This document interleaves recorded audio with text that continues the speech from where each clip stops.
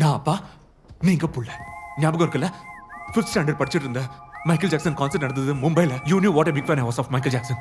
என் மொத்த ஃப்ரெண்ட்ஸ் போனாங்க, நான் போல. ஏன்னா அன்னைக்கு உங்களோட பர்த்டே. அந்த நாள் இன்னைக்கு ரீப்ளே பண்ணுவோம். நீங்க எதுவும் பண்ண தேவையில்ல. நீங்க என்ன பார்த்து அப்பா அப்பான்னு சொல்லுங்க, நான் உங்களை மாதிரி ஆக்டிங் பண்றேன். ஓகே, சீரியஸா பண்ணணும்ப்பா, எனக்கு இருக்கிற ஒரே சான்ஸ். ஓகே, ஆக்ஷன் பா.